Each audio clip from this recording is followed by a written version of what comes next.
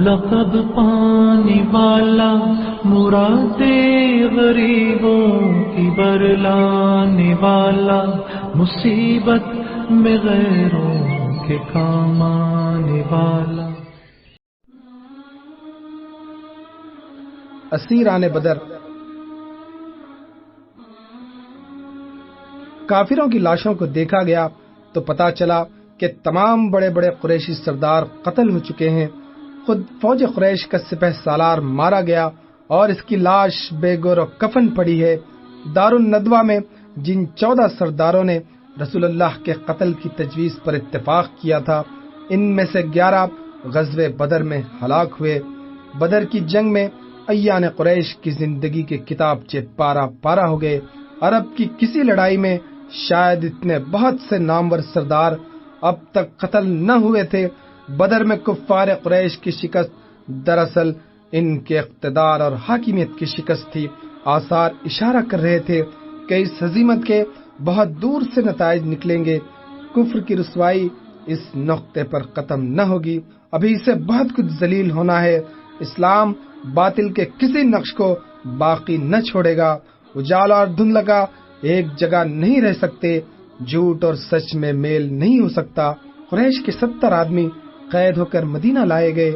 یہ سب کے سب بہادر اور نامور اشخاص تھے۔ اپنے قبیلوں میں ان کی بڑی عزت کی جاتی تھی۔ احساس شکست نے ان کے سرخ و سفید چہروں کو سنولا دیا تھا۔ آنکھیں خشک تھیں مگر دل رو رہے تھے۔ رسول اللہ کے چچا عباس اب تک ایمان نہ لائے تھے، وہ بھی اپنے بھائی بند اور ہم عقیدہ قریش کے ساتھ فوج میں شامل ہو کر بدر آئے اور قریش کی حمایت میں خوب لڑے۔ ان قیدیوں میں عباس بھی شامل تھے۔ اسیران بدر کو مسجد نبوی کے ستونوں سے باندھ دیا گیا۔ حضرت عباس ام رسول نے بند اسیری کی تکلیف محسوس کی۔ حضور کا اشارہ پا کر صحابہ نے ان کے بند ڈھیلے کر دیے۔ رات کا وقت تھا، حضور نہایت بے چینی کے ساتھ مسجد میں ٹہلنے لگے۔ صحابہ نے عرض کیا، سرکار نے آرام نہیں فرمایا؟ حضور نے جواب دیا کہ قیدیوں کی حالت مجھ سے نہیں دیکھی جاتی۔ صحابہ نے عباس کی طرح دوسرے قیدیوں کے بند بھی ڈھیلے کر دیے، اور جب اسیران بدر کو چین آ گیا تب کہیں جا کر حضور نے استراحت فرمائی۔ غزوہ بدر کے یہ قیدی ذات رسالت مآب اور صحابہ کرام کے خون کے پیاسے تھے۔ ان کے ہاتھوں مسلمانوں کو بڑی دردناک تکلیفیں پہنچی، مگر رحمت للعالمین نے ان سب کو کپڑے پہننے کے لیے عطا فرمائے۔ گردآلود قباؤں کی جگہ صاف ستھرے کرتے دیے گئے۔ حضرت عباس بہت قداور تھے، سب سے زیادہ بلند قامت، کسی کا کرتا ان کے جسم پر ٹھیک نہ آتا تھا۔ مدینہ کے منافقوں میں ایک شخص عبداللہ بن ابی تھا، اس گروہ کا سردار تھا۔ اس کی بلند قامتی مدینے میں مشہور تھی۔ رسول اللہ نے اس کا کرتا منگوا کر عباس کو پہننے کے لیے دیا۔ عبداللہ بن ابی نے جو حضور کے چچا کے ساتھ احسان کیا تھا، اسے سرور کائنات نے فراموش نہیں فرمایا۔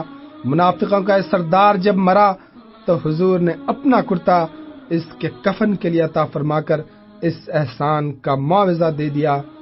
اشیاء میں نسبتوں کے اعتبار سے فرق ہوا کرتا ہے۔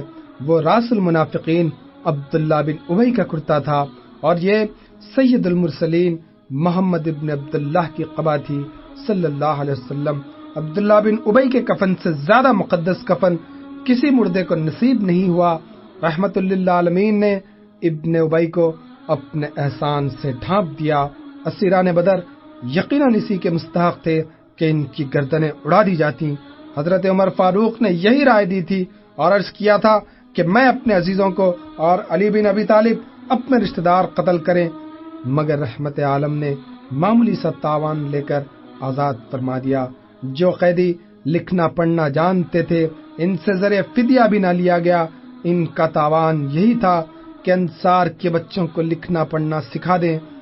اللہ تعالیٰ نے بدر میں مسلمانوں کی فتح کا ان لفظوں میں ذکر فرمایا، تم کمزور تھے مگر اللہ تعالیٰ نے تمہاری مدد کی۔